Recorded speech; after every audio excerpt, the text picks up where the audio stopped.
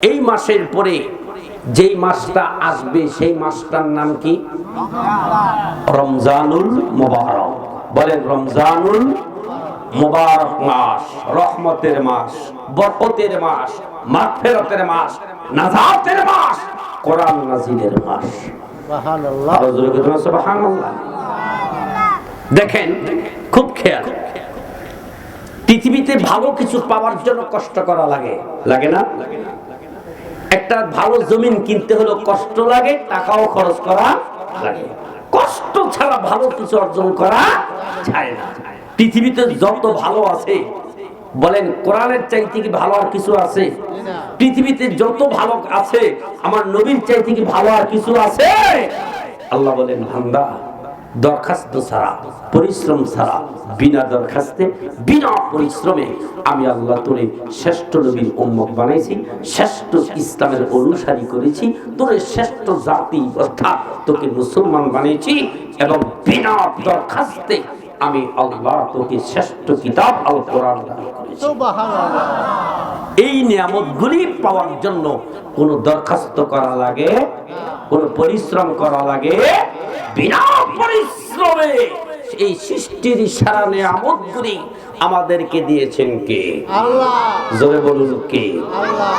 খুব খেয়াল, বড় কিতাব, আসমানি বড় কিতাব কয়টা ছিল? চারটা। জোরে বলেন কয়টা? আরেকবার বলেন কয়টা? একটি কিতাবের নাম ছিল তৌরাত। জোরে বলেন কি? আরেকটি কিতাব ছিল দাউদ নবীর উপরে নাজিল হয়েছিল, সেই কিতাবটার নাম হলো জব্বুর। ঈসা আলাইহিস সালামের উপর একটি কিতাব আল্লাহ নাজিল করেছেন, যে কিতাবের নাম ছিল ইনজিল। সুবহানাল্লাহ। আর আপনার আমার নবীর উপর যে কিতাব আল্লাহ নাজিল করেছে, আওয়াজ দা বলেন এই কিতাবের নাম কি? আল কোরআন। চিল্লায়ে বলেন কি? আল কোরআন। এই চারখানা কিতাবের মালিক কে? আল্লাহ। আওয়াজ দা বলেন কে? আল্লাহ। চারটা কিতাবের মালিক আল্লাহ। আল্লাহ নিজেই ইচ্ছা করে চারজন নবীকে এই চারটা কিতাব দিয়েছেন। কথা বলেন ঠিক কিনা? মুসা নবীকে দিয়েছেন তৌরাত, ঈসা নবীকে দিয়েছেন ইনজিল, দাউদ নবীকে দিয়েছেন জব্বুর, আর আপনার আমার নবীকে দিয়েছেন আল কোরআন। সুবহানাল্লাহ। সুবহানাল্লাহ জোরে বলতে হবে। দেখেন, যদি আমি মুসা নবীর উম্মত হইতাম আর তৌরাত কিতাব পাইতাম, ঠিক কিনা জোরে বলেন? যদি আমি দাউদ নবীর উম্মত হইতাম, তাহলে আমরা জব্বুর কিতাবের অনুসারী হইতাম।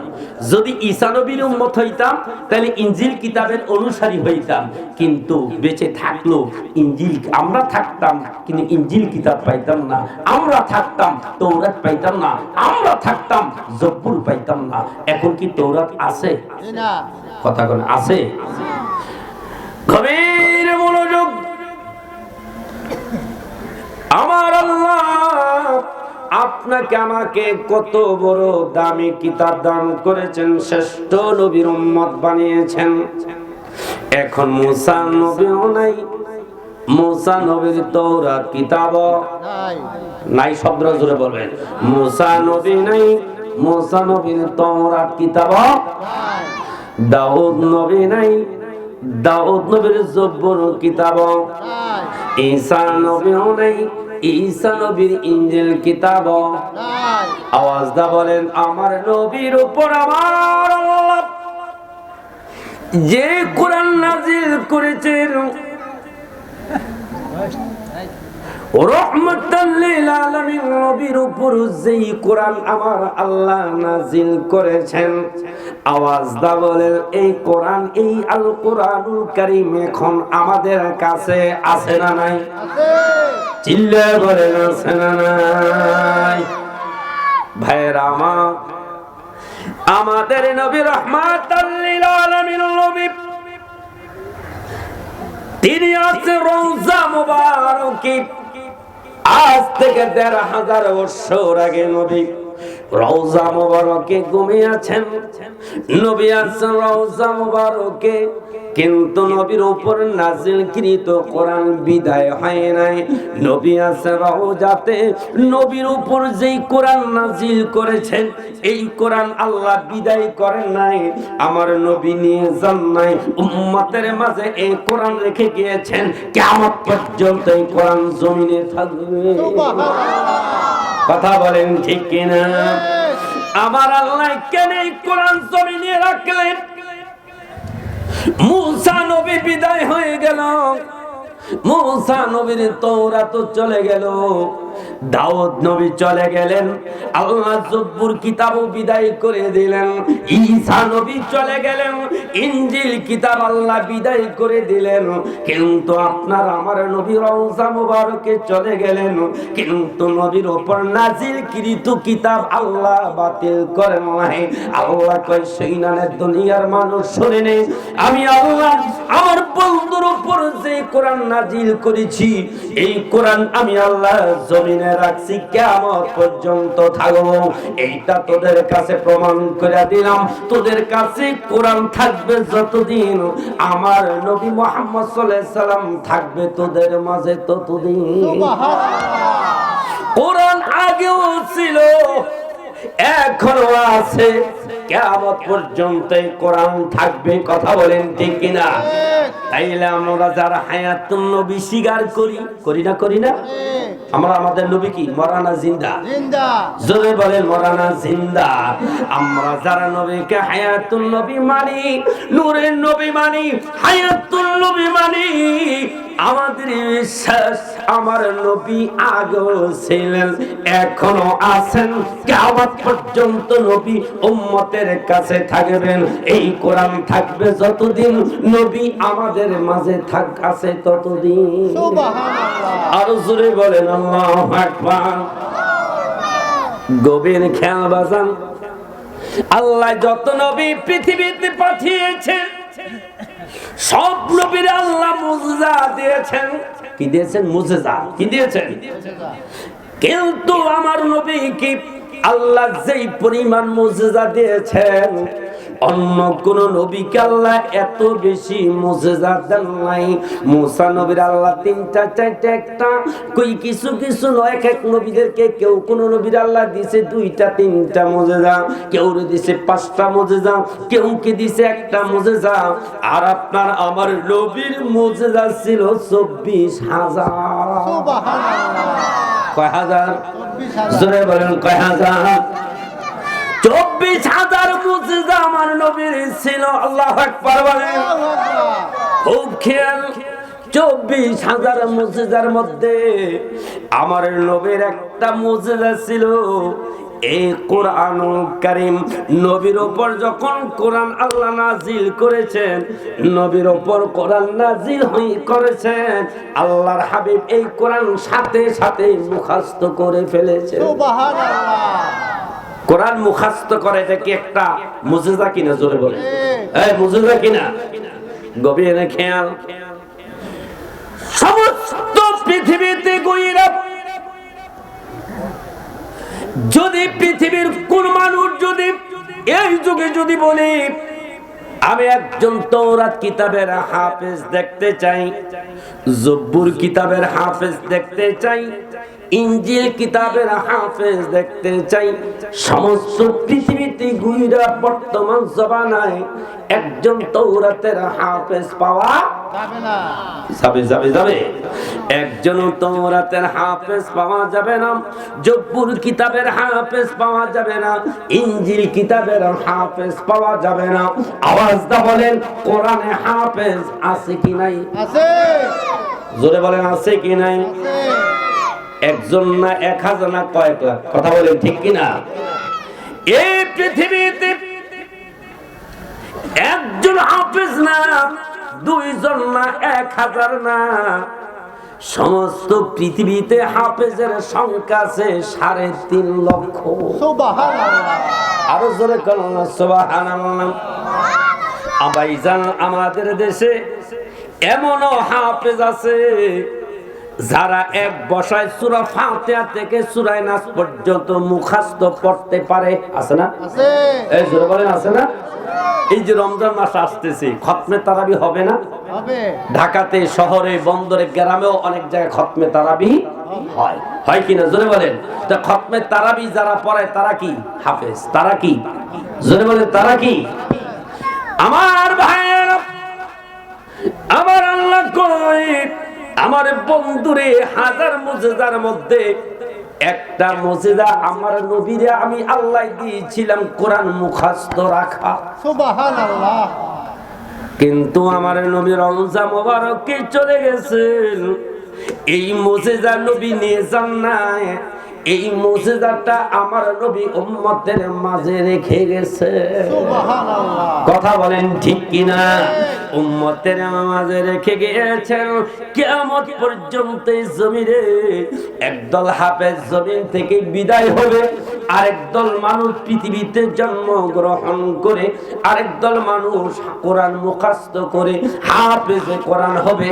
আল্লাহ কন কিয়ামত পর্যন্ত আমি রব্বুল আলামিন আমার বান্দাদের এই ধারণ, এই ক্ষমতা, এই শক্তি আমি আল্লাহ দিয়েছি, দিয়ে দিব, যেন তারা ইচ্ছা করলে আমি আল্লাহর কোরআন তারা সিনায় রাখতে পারে। আরো জোরে বলেন আল্লাহু আকবার। ঘরের মনোযোগ বাজান, এই মাদ্রাসায় আমি আইসা অনেক খুশি হইলাম। আমি জানতাম না এইখানে এত সুন্দর মাদ্রাসা, এইখানে যে এত সুন্দর কোরআনের পাখি আছে আমার জানা ছিল না। কিন্তু আজকে আমি গাড়ি থেকে যখন নামলাম, আমি এই সবুজ রঙের পোশাক দেখা আমার মনটা ভরে গেল। হায় রে, এই জায়গায় কোরআনের পাখি আছে। আল্লাহু আকবার বলেন। আজকে আমার কথাগুলি বাজান খুব গভীর খেয়াল বুঝার একটু চেষ্টা করবেন আমার ভাইয়েরা। এখন আছে এই কোরআন মুখস্থ করার ক্ষমতা রব্বুল আলামিন উম্মতি মুহাম্মদেরকে কেন দিয়েছেন? আল্লাহ কয় এই জন্য দিয়েছি, এই কোরআন আমি আল্লাহ নাজিল করেছি, আর এই কোরআন হেফাজতের দায়িত্ব স্বয়ং আমি আল্লাহ নিয়েছি। সুবহানাল্লাহ। কোরআন হেফাজতের মালিক কে? আল্লাহ। জোরে বলেন কে? আল্লাহ। ইন্না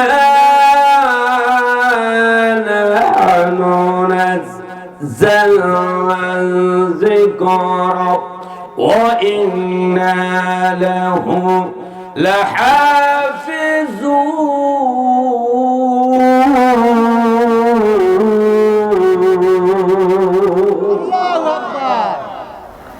আওয়াজ দা বলেন, কোরআন হেফাজত করবেন কে? আল্লাহ। আরেকবার বলেন কে? আল্লাহ। আল্লাহ কয় দুনিয়ার মানুষ রে, আমি আল্লাহ এই কোরআনুল কারীম কেমনে হেফাজত করতেছি ১৫০০ বছর যাবত কিয়ামত পর্যন্ত। এই দেখছেন এই বাচ্চাটাকে, বাচ্চারা সোজা করে বসা। আপনাদের কি কষ্ট হইতেছে? বলেন কষ্ট হয়? খুব খেয়াল করে আমার কথাগুলো একটু শুনবেন। দুরূদ শরীফ পড়েন, আল্লাহুম্মা সাল্লি আলা সাইয়্যিদিনা মাওলানা মুহাম্মদ ওয়া আলা আলি সাইয়্যিদিনা মাওলানা মুহাম্মদ। আরেকবার বলেন তো দেখি বাজান, এই কোরআন হেফাজত করবেন কে? আল্লাহ। আওয়াজ দা বলেন কে? বলেন তো দেখি, এই কোরআনের দুশমন আল্লাহর জমিনে এখন আছে না নাই? আছে। আগেও ছিল, এখনো, অনেক এখনো, কিয়ামত পর্যন্ত আছে। এতে কোনো সন্দেহ নাই। এখন কোরআনের দুশমন আগেও ছিল, এখনো আছে, কিয়ামত পর্যন্ত এই কোরআনের দুশমন জমিনে থাকবে। এইটা আমার আল্লাহ জানে কি জানে না? জানে। জোরে বলেন, জানে কি জানে না? খুব খেয়াল। আল্লাহ কয় এই কোরআনটা যদি আমি আল্লাহ হেফাজতের দায়িত্ব হেফাজত যদি আমি পাহাড়ে করতাম, তাইলে কোরআনের দুশমন গুলি ওই পাহাড় থেকে কোরআন গুলি নিয়ে তারা আগুনে পড়ে ছাই ছাই করতো। এই জন্য আমি আল্লাহ পাহাড়ে হেফাজতের ব্যবস্থা করি নাই। আল্লাহ কয় আমি যদি কোরআন সাগরের ভিতরে যদি হেফাজতের ব্যবস্থা করতাম, তাইলে কাফের মুশরিকরা বড় বড় জাল ফালাইয়া সাগর থেকে কোরআনগুলি উঠাইয়া তারা শেষ করে দিতে পারতো। আল্লাহ কয় আমি যদি এই কোরআনটা যদি আমি আল্লাহ জমিনের মধ্যে যদি হেফাজতের ব্যবস্থা করতাম, তাইলে তারা কোরআনগুলি নিয়ে আগুনে পড়ে ছাই ছাই কইরা এই জমিন থেকে কোরআন শেষ করে দিত। আল্লাহ কয় এই জন্য আমি এমন একটা জায়গার ভিতরে আমি আল্লাহ কোরআন হেফাজত করতেছি, কিয়ামত পর্যন্ত করব। যেই জায়গা থেকে পৃথিবীর কোন কাফের মুশরিকরা হাজারো চেষ্টা করলো ওই জায়গা থেকে কোরআন বের করতে পারবে না। ওই জায়গা থেকে কোরআন তারা বাহির করতে পারবে না, ধ্বংস করতে পারবে না। বাগান আল খুব খেয়াল। আল্লাহ কয় জমিন থেকে কাফের মুশরিকরা ইচ্ছা করলে কাগজের কোরআন তারা শেষ করতে পারবে, কিন্তু আমি আল্লাহ যেই সিন্ধুকের ভিতরে আমি আল্লাহ কোরআন হেফাজত করে রাখতেছি, কিয়ামত পর্যন্ত করব। ওই সিনার কোরআন তারা কিয়ামত পর্যন্ত চেষ্টা করলে জমিন থেকে বিদায় করতে পারবে না। কথা বলেন ঠিক কিনা? আরো জোরে বলেন ঠিক কিনা? এখন সিনার কোরআন হলো কোনটা? আল্লাহ কয় আমি পৃথিবীর জমিনের ভিতরে এক এক করে হাফেজের সিনার ভিতরে আমি আল্লাহ 30 পারা কোরআন লুকাইয়া দিতেছি, লুকাইয়া রাখতেছি। ওই কাফের মুশরিকরা হাজারো চেষ্টা করলো হাফেজের সিনা থেকে তারা কোরআন বের করতে পারবে না। এই পারবে এই জোরে বলেন পারবে না। কিন্তু মসজিদের কোরআন শরীফ গুলি গাঁটটি বান্দা তারা আগুনে পড়ে ছাই ছাই করে দিতে পারবে। যেইখানে কোরআন আছে ওই কোরআন গুলি নিয়ে তারা মাটি চাপা দিতে পারবে। আল্লাহ কয় এটা আমি জানি, যার কারণে আমি রব্বুল আলামিন আমার বন্ধুর উম্মতেরকে আমি আল্লাহ এমন একটা মুজিজা দিয়ে দিছি, দুনিয়ার কোরআন যদি এক সময় না থাকে ওই জমিন থেকে যেন সিনার কোরআন যাতে বিদায় না হয়। সুবহানাল্লাহ, আল্লাহু আকবার। এবার আসেন, তাইলে মুমিনের কলবের মাধ্যমে হাফেজদের মাধ্যমে আমার আল্লাহ এই কোরআন জমিনে হেফাজত করছেন, কিয়ামত পর্যন্ত করবেন। ঠিক কিনা বলেন? এই জোরে বলেন ঠিক কিনা? এবার আসেন বাজান, যদি কাফের মুশরিকরা যদি কয়, তারা যদি চিন্তা করে পৃথিবীর সমস্ত হাফেজের সিনা থেকে আমরা কোরআন বাহির করে এলাম, তাইলে বাহির করতে হইলে বাজান নিতে হবে মেডিকেল কম্পিউটারের নিচে। ঠিক কি না? নিতে হবে না? এখন আপনার রোগ ডাক্তার এইভাবে বুঝতে পারে না ক্যান্সার হইছে না আলসার হইছে না কি রোগ হইছে, ডাক্তার এমনি দেখলে বলতে পারে না। কিন্তু যখন বাজান একটা রোগীকে কম্পিউটার নিচে শোয়, পরীক্ষা নিরীক্ষা করে এরপরে ধরা পড়ে তার শরীরের মধ্যে কি রোগ। ঠিক না বলেন? তাইলে সিনা থেকে যদি কোরআন বের করতে হয়, এই সিনা পাইরা কোরআনের অক্ষর বের করা যাবে না। বিজ্ঞান যদি চিন্তা ভাবনা করে আমরা কম্পিউটার মাধ্যমে যন্ত্র দিয়ে আমরা হাফেজের সিনা থেকে কোরআন উঠাইয়া নিব, সমস্ত হাফেজগুলি যদি তারা দইরা কাফের মুশরিকরা বাজান সমস্ত হাফেজগুলির একসাথে কইরা যদি বড় বড় হাসপাতাল মেডিকেল নিয়ে যদি কম্পিউটার নিচে শোয়া বলে কম্পিউটার দিয়ে এক একটা কইরা হাফেজ তোর নিচের মধ্যে শোয়ামু, আর সুইচটা টিপ দিমু, হাফেজের সিনা থেকে কোরআন বের করে নেবে। কম্পিউটার জবাব দিয়া দিবে, এ কোরআনের দুশমন, এ কোরআনের দুশমন শোন, ও কাফের শোন, ও মুসলমান শোন, এই বেঈমান তোরে বইলা দে আমি কম্পিউটারের এত বড় ক্ষমতা আমার আল্লাহ দিছে। একজন রোগীকে যদি আমার নিচে শোয়ায়, চামড়ার নিচে আছে গোস্ত, গোস্তের নিচে আছে হাড্ডি, হাড্ডির ভিতরে আছে মগজ। কম্পিউটার কয় মগজের ভিতরে যদি কোনো রোগ থাকে আমি কম্পিউটার পাওয়ার আছে, ক্ষমতা আছে ওই রোগটা বের করে দিতে। এই কোরআনের দুশ্মন শোন, আমার নিচে হাফেজ তুই শোয়াইতেছ, এক একটা হাফেজের সিনা থেকে কোরআন বাহির করে দিতাম। এ কাফের শোন শোন, আমি কম্পিউটার ক্ষমতা আছে রোগ বের করা, কিন্তু হাফেজের সিনা থেকে কোরআনের একটা অক্ষর উঠাবার ক্ষমতা আমি কম্পিউটার নাই। আল্লাহু আকবার বলেন, কথা বলেন ঠিক কি? এবার আসেন ওয়াজান, এই মাদ্রাসাটা দেখো অনেক খুশি হয়েছি। বাংলাদেশে বাজার মাদ্রাসার অভাব নাই। অভাব আছে? হ্যাঁ অভাব আছে। আমাদের বাংলাদেশে কথা বলছি না, শুধু মতলব উত্তরের কথাই বলি। এরে বাচ্চা এই এই একদম চুপ চুপ করে বসো।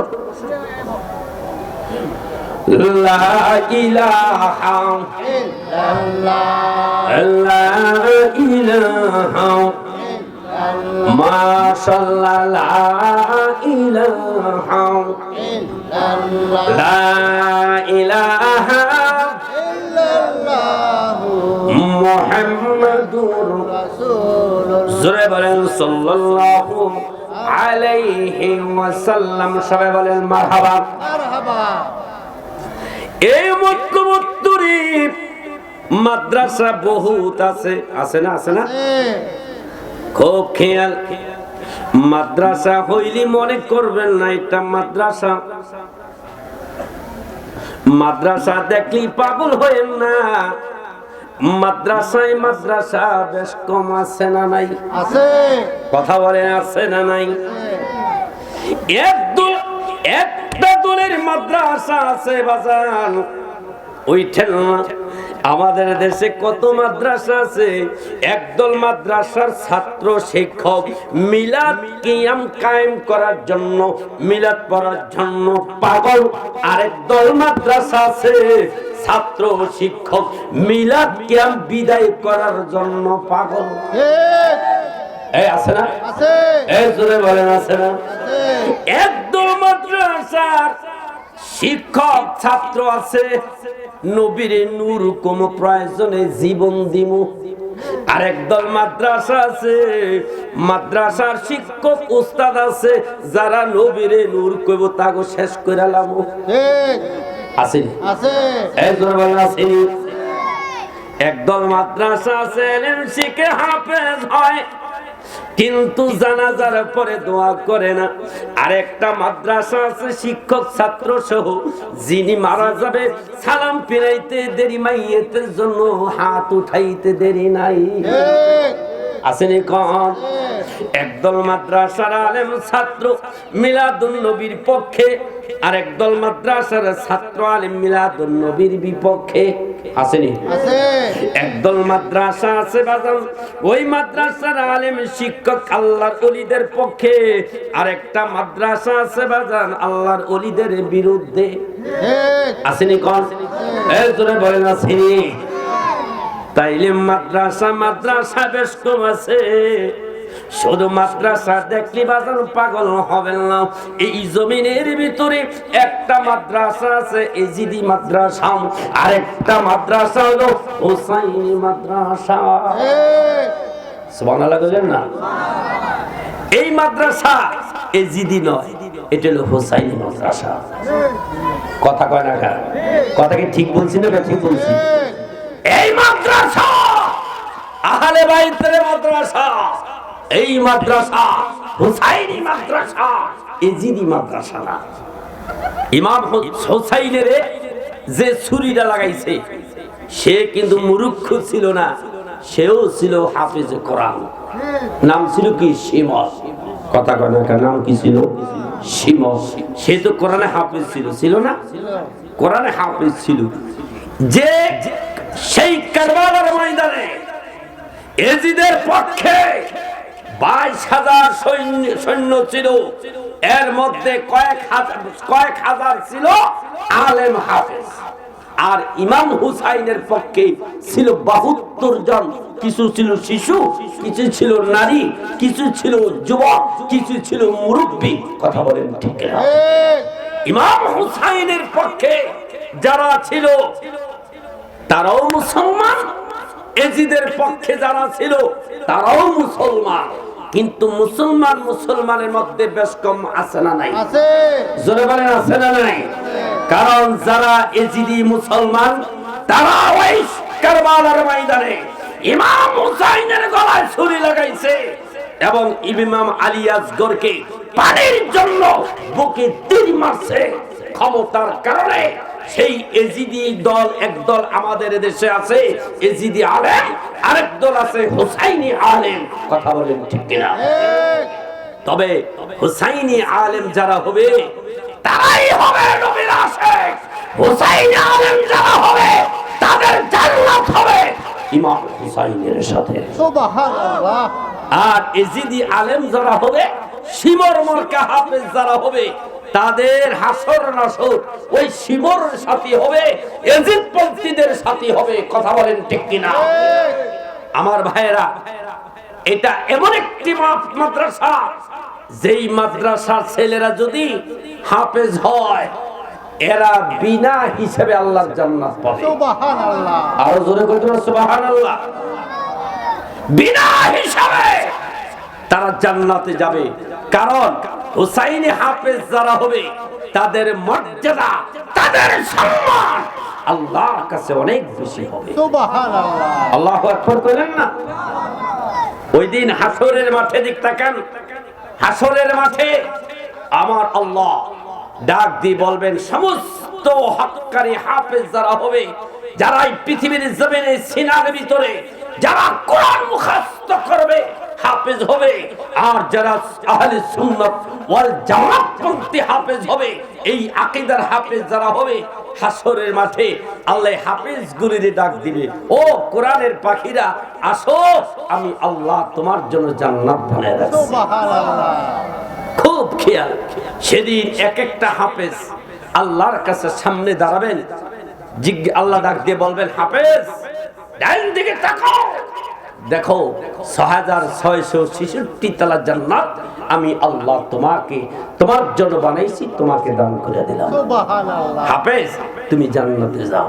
হাফেজ ওই দিন আল্লাহরে প্রশ্ন করবেন, আল্লাহ এত বড় জান্নাত আপনি আমার জন্য বানাইছেন, আমি পৃথিবীতে এমন কি কাজ করলাম, এমন কি আমল করলাম, কোন আমলের বিনিময়ে আপনি আমাকে এত বিশাল জান্নাত দিলেন?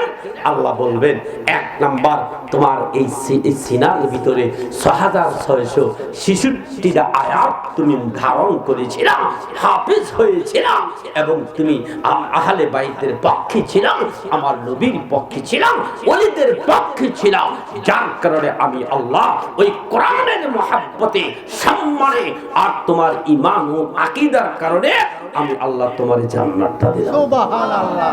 আল্লাহু আকবার বলেন। ওই দিন হাফেজ জান্নাতের দিকে তাকাবেন আর বলবেন, আল্লাহ জান্নাত দিয়েছেন, খুশি হইলাম, কিন্তু আমি একা এই জান্নাতে যেতে পারি না। সুবহানাল্লাহ। আমার আল্লাহ ডাক দিয়ে বলবেন, হাফেজ এত বড় জান্নাত তোমাকে আমি আল্লাহ দিলাম, কেন তুমি জান্নাতে যাইবা না? একা যেতে চাও না, কারি নিতে চাও?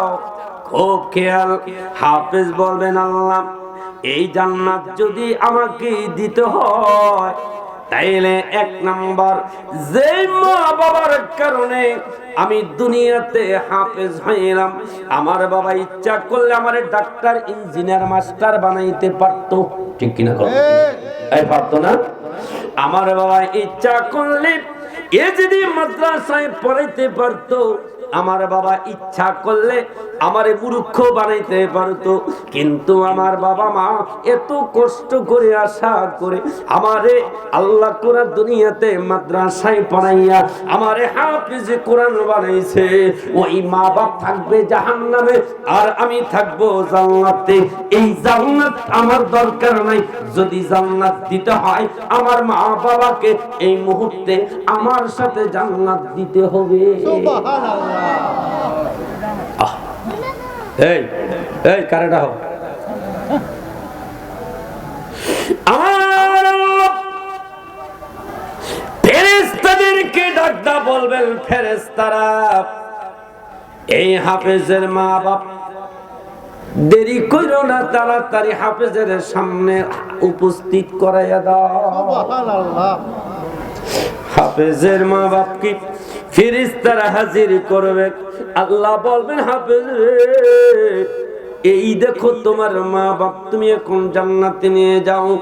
হাফেজ বলবেন, মাবুদ, মা বাপ পাইলাম, মা বাবার নিয়ে জান্নাতে যেতে বলছেন। ও আল্লাহ, কেমনে আমি জান্নাতে যাই?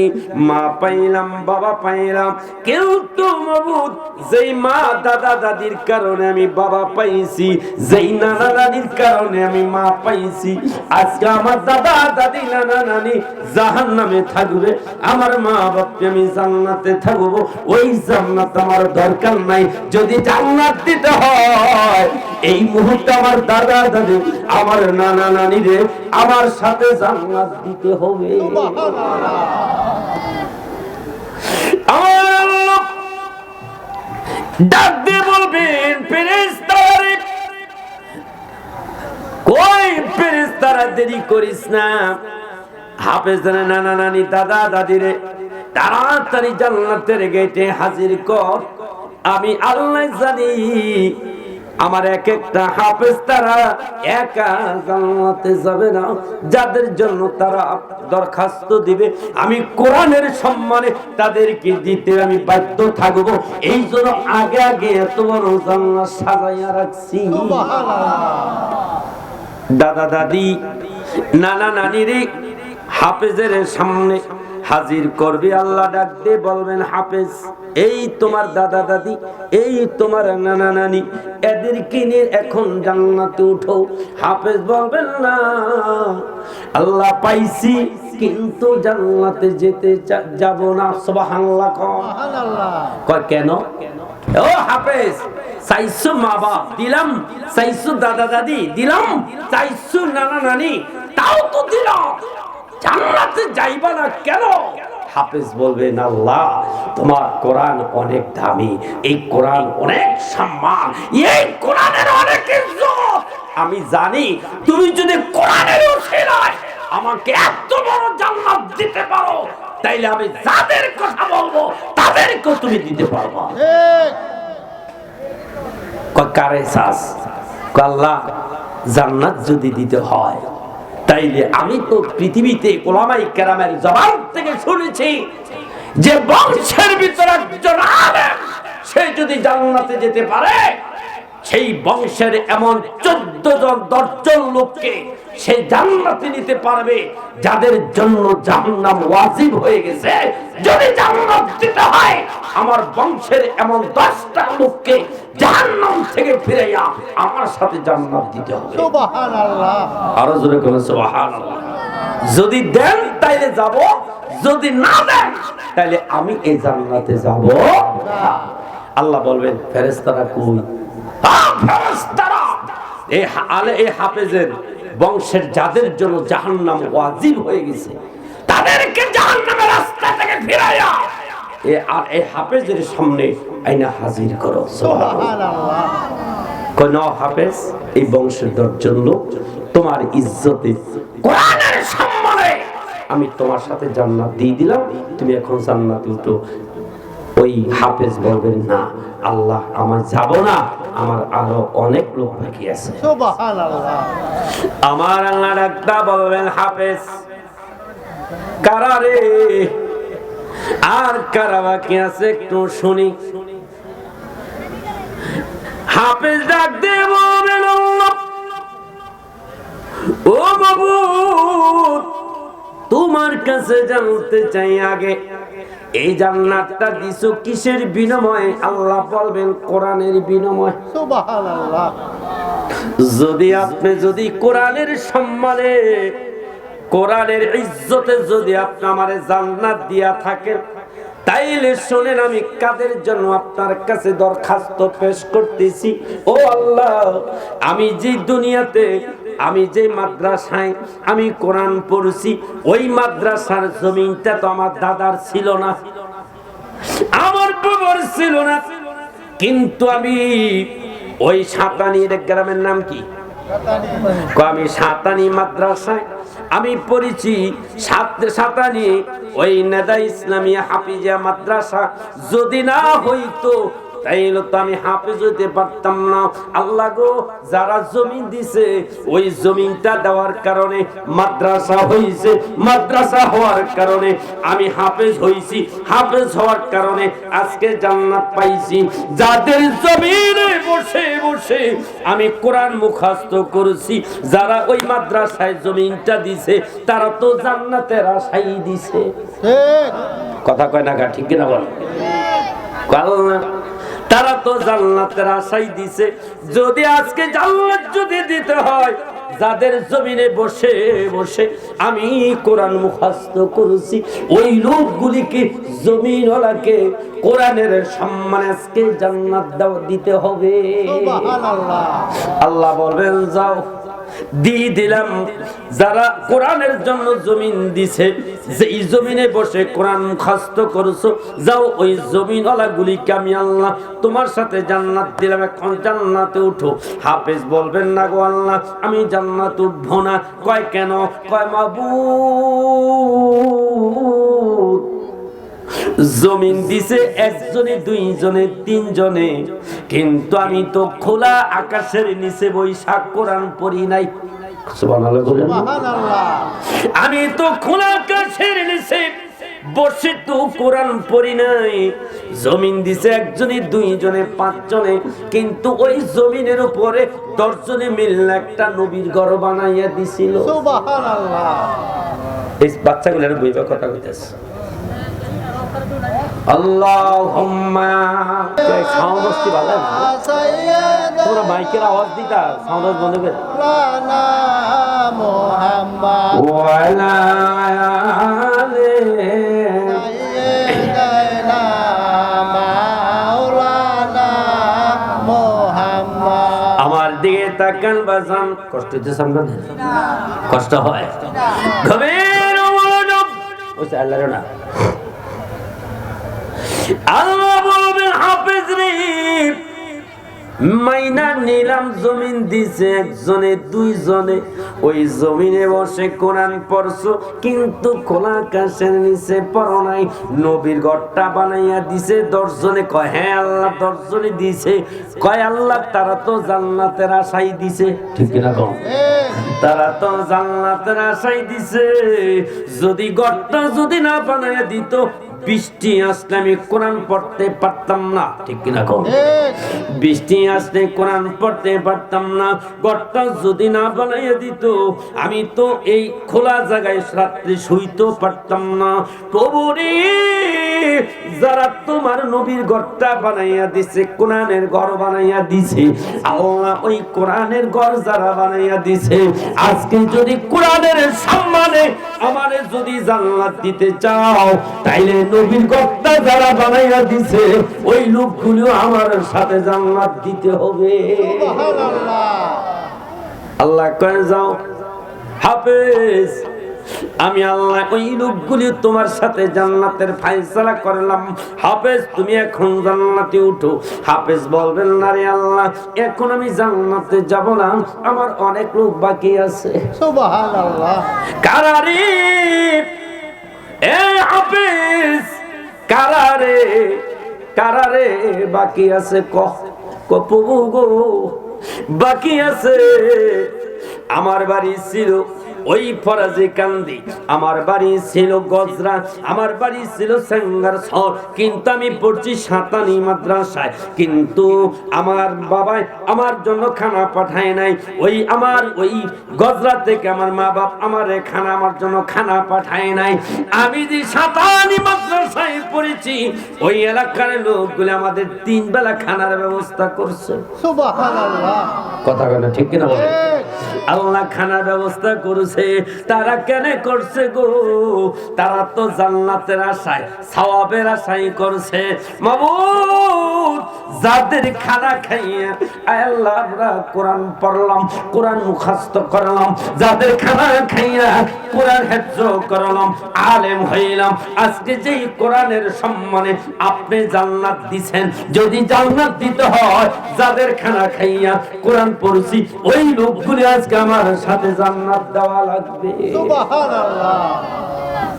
আল্লাহ ডাক দা বলবেন হাফেজ, হাফেজ রে যাও, ওই লোকগুলি আমি আল্লাহ তোমার সাথে জান্নাতের ফয়সালা করলাম, সুবহানাল্লাহ। এখন জান্নাতে উঠো। হাফেজ বলবেন না গো আল্লাহ যাব না, যাব না। কয় কেন? কয় আমার আরো কিছু লোক বাকি আছে। সুবহানাল্লাহ। আল্লাহ ডাক দিয়ে বলবেন ও হাফেজ, আমি আল্লাহ জানি আমার এক একটা হাফেজ এই জান্নাতের গেটে দাঁড়াইয়া তারা কত মানুষগুলির জন্য আমি আল্লাহর কাছে দরখাস্ত পেশ করবে, আমি আল্লাহ জানি রে, যার কারণে আমি আল্লাহ জান্নাতটাকে বানাইয়া রাখছি। সুবহানাল্লাহ। জান্নাতের মালিককে আল্লাহ। জোরে কোন কি? আল্লাহ। এখন এক একটা হাফেজের সাথে যদি আল্লাহ একজন 1000 না, এক একটা হক্কানি হাফেজের সাথে যদি আল্লাহ 1 লক্ষ মানুষকে যদি জান্নাত দেয়, এতে কি আল্লাহর কোনো সমস্যা আছে নি? না। কোনো সমস্যা আছে? আল্লাহরে বাধা দেওয়ার ক্ষমতা কেউ আছে নাকি? হাসরের ময়দানে কেউ আল্লাহ তুমি এক একটা হাফেজের সাথে এতগুলি লোক তুমি জান্নাত দিছো, এটা আমরা মানি না, মানি না, এমন ক্ষমতা কারো আছে? আল্লাহ কয় ওই দিন আমি আল্লাহর সামনে দাঁড়াবার ক্ষমতা কারো, আর আমি আল্লাহ ওই দিন যাদেরকে ভালোবাসবো, আমি যাদেরকে পছন্দ করব, আমি আল্লাহ এইভাবে এক একটা নেককার ইমানদারের সাথে আমি অনেক বান্দাকে আমি আল্লাহ জান্নাত দিয়ে দেব। সুবহানাল্লাহ।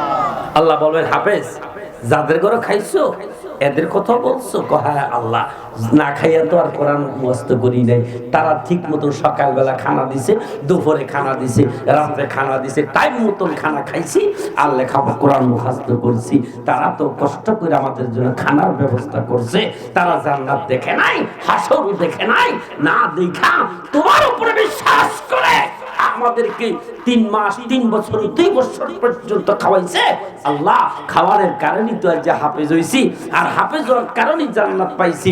যদি জান্নাত দিতে হয় ওই লোকগুলি এই মুহূর্তে আমার সাথে জান্নাত দিতে হবে। সুবহানাল্লাহ। এই ফেরেশতারা ডাইরে উল্টা দেখ কারা কারা খাওয়াইছে, ওই লোকগুলি হাফেজের সামনে এনে হাজির করে। সুবহানাল্লাহ। হাজির করবে, হাফেজ পাইছো? আল্লাহ হ্যাঁ পাইছি। কয় এখন জান্নাতে উঠো? কয় না আল্লাহ রাগ করেন না, আমার আরো কিছু লোক বাকি আছে। সুবহানাল্লাহ। কারা রে বাকি আছে? এই এই এই কারা বাকি আছে? হাফেজ বলবেন আল্লাহ তোমার রাসূল যে একটা হাদিস কইছে, ওয়াকালা নবী সাল্লাল্লাহু আলাইহি ওয়াসাল্লাম কুন আলিমান আও মুতাআল্লিমান আও মুস্তামিআন আও মুহিব্বান ওয়ালা তাকুন খামিসান ফাতাহলিক। তোমার রাসূল বলেছেন তুমি আলেম হও, নালে আলেমের বাবা হও, না হয় আলেমের দাদা হও, নালে আলেমের বংশধর হও, নালে আলেমের সাথে আত্মীয়তা করো। তোমার রাসূল তো অবশেষে একটা কথা বলেছে, যদি তোমরা আলেমের সাথে যাদের মহব্বত থাকবে তারাও আলেমের সাথে জান্নাতে যাবে। আল্লাহ আমি যখন সাতানি মাদ্রাসায় পড়েছি, আল্লাহ ওই এলাকার মুরব্বীরা আমার এই যে ছেলের মতো ডাক দিছে, ছেলের মতো খবর নিছে, বাবা কয়ে ডাক দিছে, বিকালবেলা আমার চা খাওয়াইছে, বিস্কুট খাওয়াইছে, মোহাব্বত করছে, আবার মাঝে মাঝে উপদেশ দিছে, এই তোর বাড়ি কই? বলছি আমার বাড়ি কালীপুর। আর তোর টেনশন করিস না, আরে তোর মা বাবা বাড়ি কালীপুর, তোর বাড়ি এত আমার গ্রামে আইস, টেনশন করিস না, কিছু লাগলে আমাদের কইস, আমরা তোর মা বাবার দায়িত্ব প্রয়োজনে পালন করবো। এরকম মুরব্বী আছে না নাই? এই জোরে বলেন আছে না নাই? আল্লাহ এমন কিছু মুরব্বী নিজের সন্তানের মতো মনে করছে, তারা ভালোবাসছে, মহব্বত করছে। আল্লাহ তাদের জন্য তো মায়া লাগে, যেহেতু এত বড় জান্নাতটা দিবেন, মহব্বতের লোকগুলি থেকে কেমনে জান্নাতে যায়? আল্লাহ আপনার কোরআনের সম্মানে আর নবীর মহব্বতে ওই লোকগুলি আপনি জান্নাত দিয়ে দেন। সুবহানাল্লাহ। আল্লাহ বলবেন হাফেজ যাও, মহব্বতের লোকগুলি উপরে মহব্বতের লোকগুলি যাও আমি তোমার সাথে জান্নাত দিলাম। আর কোনো কথা আছে? একবার হাফেজ বলবেন আল্লাহ পাইছি, যা চাইছি তাই পাইছি। তবে আল্লাহ জান্নাতে যাব সব লোকগুলি নিয়ে। এখন যখন হাফেজ জান্নাতের গেটে যাবে, জান্নাতে উঠবে, তাকাইয়ে দেখবো জান্নাতে সিঁড়িও নাই, লিফটের কোনো ব্যবস্থা নাই। সুবহানাল্লাহ বলতে সুবহানাল্লাহ। আল্লাহ এটা কি বানাইছেন? কয় জান্নাত। এত বড় জান্নাতে উঠবো কেমনে? সিঁড়ি নাই, লিফটের ব্যবস্থা নাই। বাংলার দুনিয়াতে আমরা দেখছি দোতলা, তিনতলা, পাঁচতলা, 10 তলা, 100 তলা, 50 তলা বিল্ডিং, সিঁড়িও আসিল, লিফটের ব্যবস্থাও আসিল। তো এত বড় জান্নাত, সিঁড়ি নাই, লিফটের ব্যবস্থা নাই, কেমনে উঠবো? এটা কি জান্নাত বানাইছেন? আল্লাহ কয় না, লিফটের ব্যবস্থা হবে, সিঁড়ির ব্যবস্থা হবে, তবে জান্নাতটা বানাইছি আমি, আজকে সিঁড়ি বানাইবা তুমি। সুবহানাল্লাহ। আল্লাহু আকবার বলেন না। হাফেজ বলবেন আল্লাহ আমি কি রাজমিস্ত্রি, আমি কি ইঞ্জিনিয়ার, আমার কি কোনো ইয়া আসেনি, আতুরা বাড়াল কিছু আসেনি, আমি এত বড় জান্নাতের সিঁড়ি কেমনে বানাইতাম? এটা কি আমার দ্বারা সম্ভব? আল্লাহ কয় এই 6666 তারা জান্নাত বানাইতে আমি আল্লাহর কোনো যন্ত্রপাতি কিচ্ছুই লাগে নাই, ইট সিমেন্ট কিচ্ছুই লাগে নাই, শুধু বলছি কুন ফায়াকুন, জান্নাত হয়ে গেছে। আর এই সিঁড়ি বানাইতে তোর কোনো যন্ত্রপাতি কিচ্ছুই লাগবে না। সুবহানাল্লাহ বলতেন না? আল্লাহ তো কেমনে বানাবো? আল্লাহ বলে হাফেজ ও যে দুনিয়াতে এই শীতের মধ্যে রাতে 3টা বাজে 4টা বাজে ঠান্ডা পানি দিয়া উজু কইরা, তুই কত সুন্দর কইরা উজু কইরা আরামের লেপটা ফালাইয়া রাতে 3টা বাজে উইটা মাদ্রাসায় তুই কোরআন মুখস্থ করছো, তেলাওয়াত করছো। আরে পশু পাখি গুলি ঘুমাইয়াছিল, কত মানুষ ঘুমিয়েছিল, তুই রাতে 3টা বাজে উইটা আমি আল্লাহ কোরআন মুখস্থ করেছ, তোর তেলাওয়াত সেদিন আমি পাশে বসে বসে আমি আল্লাহ শুনছি। সুবহানাল্লাহ। হাফেজ তোর তেলাওয়াত আমি শুনছি। আজকে ঠিক ওইভাবে যেভাবে দুনিয়াতে মিষ্টি সুরে মধুর সুরে তুমি কোরআন তেলাওয়াত করেছো, আজকে একটা করে আয়াত তুমি তেলাওয়াত করো, একটা আয়াত পড়বা, একতলা জান্নাতের সিঁড়ি হয়ে যাবে। দ্বিতীয় আয়াত পড়বা, দ্বিতীয় তালা, তৃতীয় আয়াত পড়বা, তৃতীয় তালা, 4666 আয়াত পড়া শেষ, তাকাইয়া দেখবা তুমি জান্নাতে উঠে গেছো। সুবহানাল্লাহ। আরো জোরে কোন আল্লাহু আকবার। তবে হাফেজের বাবা হইলি জান্নাত পাওয়া যাবে না। শিমর মার্কা হাফেজের বাবা হইলে তো মাশাআল্লাহ সারছে, যে ওই আপনারাই জান্নাত, তারাই জান্নাত পাবে যারা হুসাইন পন্থী হাফেজের আলেমের বাবা হবে, তাদের জন্য ওই জান্নাত। কথা বলেন ঠিক কিনা? খালি আলেম হইলি হবে না, হাফেজ হইলি হবে না। আজকে তো একদল আলেম বের হয়ে গেছে যারা কইতেছে শবে বরাত রাতে, শবে বরাতের রাত্রিতে মসজিদে যাইয়া নফল ইবাদত বندگی করার চাইতে বেশ্যাখানা যাওয়া নাকি উত্তম। নাউযুবিল্লাহ। তারাও তো আলেম, তারাও কি আসলে তারা নামে আলেম, সুরতে আলেম, তারা হচ্ছে আস্তা জালেম। এই কথা বলেন ঠিক কিনা? কত আলেম মাথায় টুপি মুখে দাড়ি ফতোয়া দেয় কদরের রাত্রিতে ওই মসজিদে যাইয়া কদরে নামাজ পড়ো, এডি না করে মূর্তি পূজা করো, তার চাইতে ভালো হইব। নাউযুবিল্লাহ। নাউযুবিল্লাহ বাজ্ঞা করবেন নাকি মিয়া? তারাও আলেম। ওই আলেমের বাবা যদি হয় ঘুমাইলেও দেখবেন জাহান্নাম আর জাহান্নাম। কথা বলেন ঠিক কিনা? আহ কষ্ট লাগে। আজকে আমাদের ইসলাম শেষ করে দিচ্ছে এক ধরনের সুরতের আলেমেরা, ঠিক কিনা বলে? কত কঠিন কথা বলে তারা। এই কথাও বলতেছে এখন যে খতমে তারাবি পড়া এটা সম্পূর্ণ নাজায়েজ। নাউযুবিল্লাহ। যে খতমে তারাবি পড়া এটা জায়েজ না, এটা হারাম তারা বলতেছে। নাউযুবিল্লাহ। আস্তে কমিয়া এইটাও বলে। আবার কি বলে? তারা বলে যারা হাফেজের বাবা হবে কয় তারা নিঃসন্দেহে জাহান্নামী। নাউযুবিল্লাহ। এই ওয়াজ কি জীবনে বাপদাদার 14 পুরুষের জীবনে কোনোদিনই ওয়াজ শুনছেন আপনারা?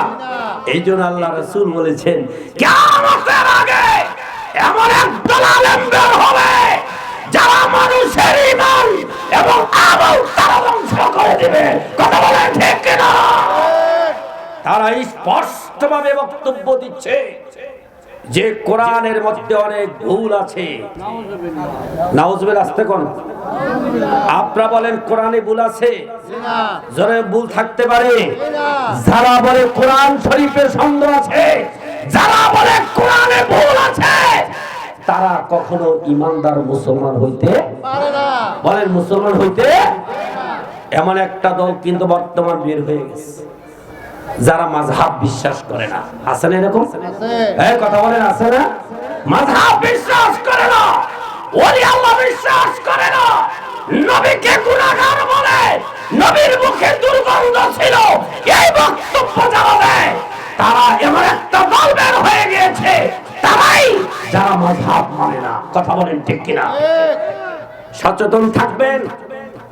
কিয়ামতের পূর্ব লক্ষণায় এসে গেছে, মানুষের ঈমান আর আমল কিভাবে ধ্বংস করবে। এই যে 14 তারিখ শুক্রবার আসতেছে, শাবানের 14 তারিখ দিবাগত রাত্রিতে একটি বরকতময় রাত্রি শবে বরাত। কথা বলেন ঠিক কিনা? এই শবে বরাত আল্লাহর ওলিরা পালন করেছে, আমাদেরকে শিক্ষা দিয়েছে। সাহাবায়ে কেরাম শবে বরাতের রাত্রিতে তারা নফল ইবাদত করেছে। আমার রাসূল শবে বরাতের রাত্রিতে উঠে নামাজ পড়েছেন, জান্নাতুল বাকিতে গিয়ে কবর জিয়ারত করেছেন। ওই রাত্রিটা হলো ভাগ্য রজনী রাত্রি, দোয়া কবুলের রাত্রি। সেই রাত্রির ব্যাপারেও তারা এখনো বক্তব্য দিচ্ছে, মসজিদে যাইয়েন না, নফল ইবাদত করেন না, শবে বরাত বলতে নাই, শবে কদর বলতে কিচ্ছুই নাই, বাড়িতে ঘুমাইবেন তার চাইতে উত্তম, আর যদি না পারবে সেখানে যাবেন, এরকম বক্তব্য তারা দেয়। নাউজুবিল্লাহ। তাদের ঈমান আছে না গেছে? বলেন ঈমান আছে না গেছে? ওই দলের নাম আমি বলছি না, আমি ওইটাই বলছি যারা মাযহাব মানে না, কালাম মানে না, সেটা আপনার বিচার আবার করে দেখবেন, তাইলে ভাই নেবেন। কোরআনে কি সন্দেহ আছে? না। কথা কোন সন্দেহ আছে? কোরআনে সন্দেহ থাকবে না, থাকতে পারে না। কে বলছেন? আল্লাহ। কে বলছেন? আল্লাহ। যালিকাল কিতাবু লা রাইবা ফীহি হুদাল লিল মুত্তাকিন।